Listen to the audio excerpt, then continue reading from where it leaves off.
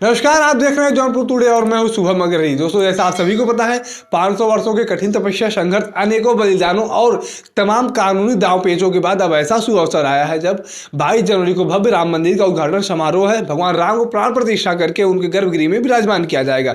ऐसे में अब तमाम विपक्षी दलों द्वारा, जो राम द्रोही हैं, जो सनातन विरोधी हैं, हिंदू विरोधी हैं, उनके द्वारा यह आरोप लगाया जा रहा है कि जो राम मंदिर बन रहा है वह उस स्थान पर नहीं बन रहा है जहाँ पर राम मंदिर का एक्चुअली जन्म स्थान है, बल्कि वहाँ से 3 किलोमीटर की दूरी पर बन रहा है। यानी कि जो बाबरी मस्जिद था वहाँ उसको ढहाया गया था, वहाँ पर राम मंदिर नहीं बन रहा है। जो बाबरी मस्जिद का मेन गुंबद था उस वहाँ पर उसके नीचे राम मंदिर नहीं बन रहा है, बल्कि वहाँ से 3 किलोमीटर की दूरी पर वह राम मंदिर बन रहा है।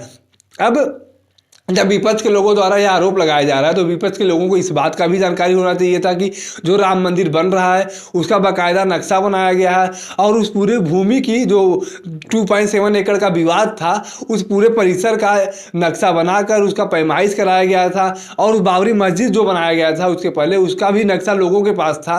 तो उसी नक्शे के हिसाब से उसी 2.7 एकड़ में राम मंदिर आज भी बन रहा है। तो 3 किलोमीटर की दूरी कैसे हो सकती है? क्या 3 किलोमीटर दूर जमीन खिसक गया या बाबरी मस्जिद खिसक के पहले चली गई कहीं और? लेकिन क्यों बात यह है कि भारतीय जनता पार्टी के विरोध में, राम मंदिर के विरोध में कुछ ना कुछ बयान देते रहना है और अपने वोट बैंक को साधते रहना है। इसलिए कुछ भी भ्रामक खबरें जनता को बरगलाने के लिए विपक्ष के द्वारा दिया जा रहा है। और एक बात यह भी कहा जा रहा है कि भारतीय जनता पार्टी, विश्व हिंदू परिषद, राम मंदिर तीर्थ क्षेत्र ट्रस्ट द्वारा शंकराचार्यों का अवमानना किया जा रहा है। तो भाई, शंकराचार्यों का अवमानना भारतीय जनता पार्टी कैसे कर सकती है? भारतीय जनता पार्टी ने तो सबको निमंत्रण पत्र भी भेजा, जो नहीं आ रहा है। किसी के कुछ कारण है, किसी के कुछ कारण है। शंकराचार्यों द्वारा लगातार सफाई आ रही है कि हम अपने अपने कारणों के कारण नहीं आ रहे हैं, हम अपने अपने कार्यक्रमों के कारण नहीं आ रहे हैं। उस पर वो अलग एक बात है। लेकिन जब विपक्षी दलों द्वारा शंकराचार्यों की बात कही जा रही है तो कहीं ना कहीं हास्यास्पद भी है।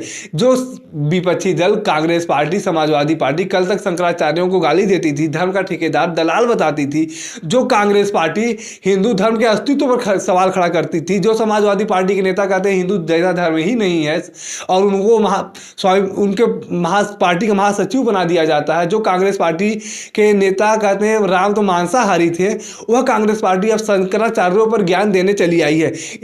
तो कहीं ना कहीं यह भी एक हास्यास्पद मामला ही है, क्योंकि जब शंकराचार्यों का आपने आज तक इज्जत नहीं किया, आपने उन्हें मनुवादी, ब्राह्मणवादी, तमाम तरह की अलग अलग भाषाओं से, अमर्यादित भाषाओं से उन्हें संबोधित किया था, तो आज आप कैसे शंकराचार्य के अनुयायी बन गए हैं? आप राम मंदिर के विरोध में कुछ भी करने के लिए समाजवादी पार्टी से लेकर कांग्रेस पार्टी भी, अनेक विपक्षी दल तैयार हैं। कल तक यही कांग्रेसी वामपंथी दल शंकराचार्यों को गाली देते थे और बताते थे कि ये तो मनुवाद से प्रेरित है, ब्राह्मणवाद देश के लिए खतरा है, भगवा आतंकवाद देश के लिए खतरा, तमाम तरह की बात कर। तो शंकराचार्य भी तो भगवा धारण करते हैं। शंकराचार्य कौन सा दूसरा वस्त्र धारण, उनको भगवा ही धारण करना होता है।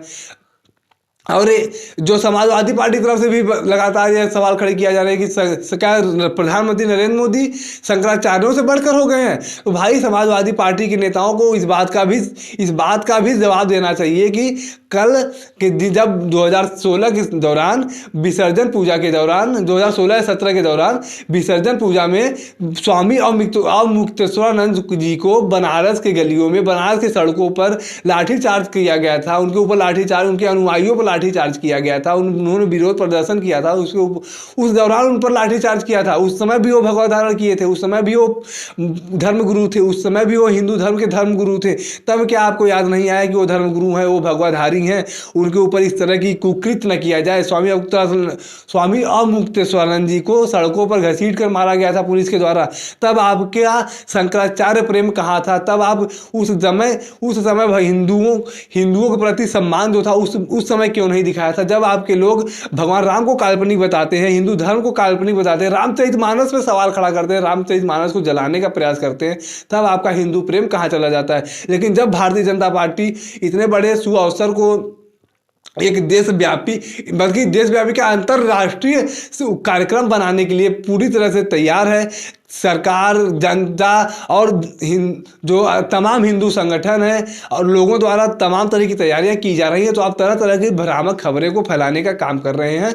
तो कहीं ना कहीं आप भी इस सवाल का जवाब देने के लिए तैयार रहें कि कल के दिन जब आप लोकसभा के चुनाव में वोट जाएंगे तो आपसे लोग सवाल करेंगे कि जब आप शंकराचार्यों पर लाठीचार्ज करते थे तो आपका हिंदू प्रेम कहाँ था, जब आपके लोग हिंदू समाज को गालियां देते थे, हिंदू धर्म को गालियां देते थे, तो आपका शंकराचार्य प्रेम, हिंदू प्रेम और राम मंदिर के लिए प्रेम कहाँ था। और इस बात का भी कांग्रेस के लोगों से सवाल पूछा जाएगा कि जब आपके नेता भगवान राम को मांसाहारी बता रहे थे तो आपका हिंदू प्रेम कहाँ था, जब आप सुप्रीम कोर्ट में 20-20 वकीलों का फौज खड़ा कर रहे थे राम मंदिर के विरोध में, तब आपका हिंदू प्रेम, राम मंदिर प्रेम और सनातन प्रेम, शंकराचार्य प्रेम, भगवा प्रेम कहाँ था। बाकी आप लोग को कैसी लगी है जानकारी कमेंट करके जरूर बताएं।